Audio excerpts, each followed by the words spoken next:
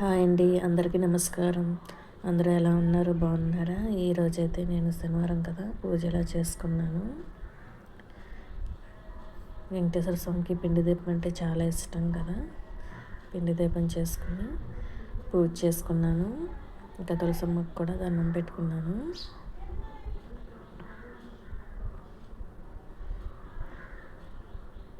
కానీ నేను ఇంకా లంచ్ ప్రిపేర్ చేస్తున్నాను అనమాట.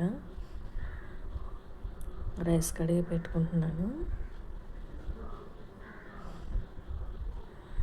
ఈరోజైతే మాకు చాలా పెద్దవానే పడింది. తొందరగా లేగలేదనమాట. లేట్ అయిపోయింది. లేచేసరికి పూజ చేసుకుని లేట్ అయింది.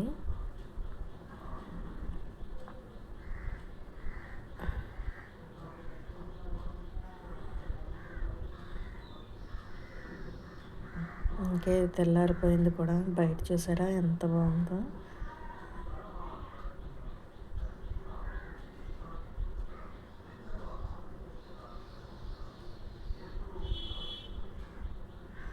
ఇది బచ్చల తీగ అనమాట.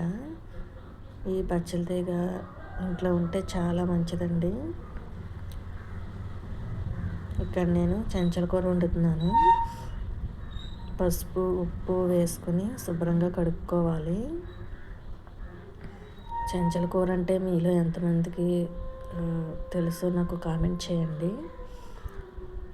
చెంచల కూర అంటే సేమ్ తోటకూరలాగే ఉంటుంది. దీన్ని ఫ్రై చేసుకోవచ్చు, అలాగే పప్పులో కూడా వేసుకోవచ్చు.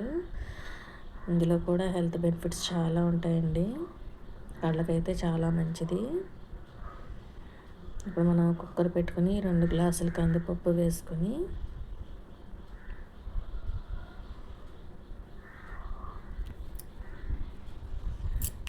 ఒక 2-3 సార్లు శుభ్రంగా కడుక్కోవాలి.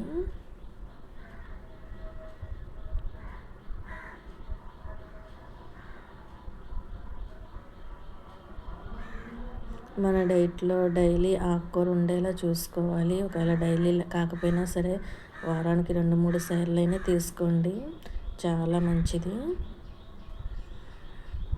ఇప్పుడు మనం కుక్కర్ పెట్టేసుకుందాం.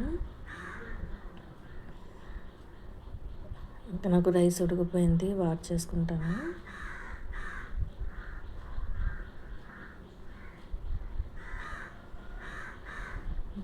ఇంకా దోశలు వేస్తున్నాను.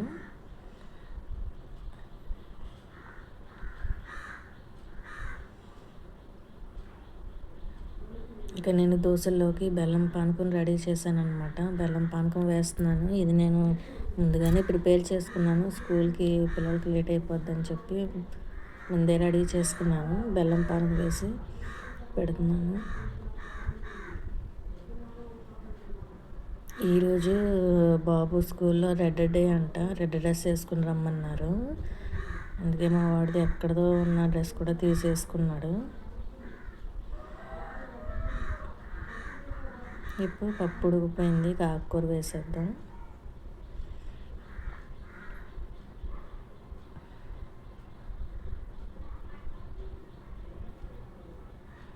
పప్పులో కొద్దిగా కారం వేసుకుందాం.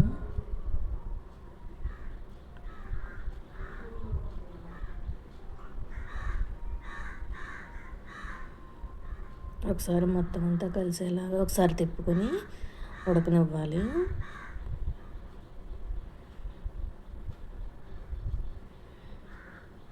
నాకు పప్పు ఉడికిపోయింది. ఇంకా తాలింపు పెట్టేసుకుందాం. పొయ్యి మీద ప్యాన్ పెట్టుకుని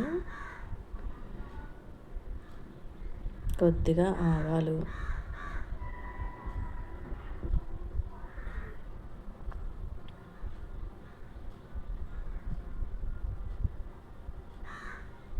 కొద్దిగా జీలకర్ర, అలాగే వెల్లుల్లి, ఎండుమిరపకాయలు, కరివేపాకు వేసి పోపు పెట్టుకోవడమే.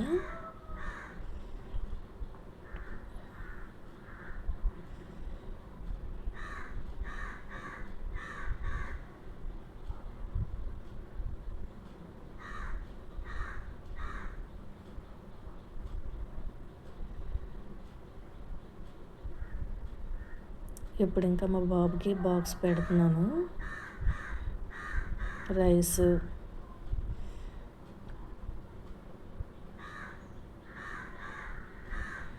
అలాగే పప్పు, ఆకుకూర, అలాగే నేను ముందు ఉడికించి పెట్టుకున్న కాబోలి శనగలు కూడా వేస్తున్నాను.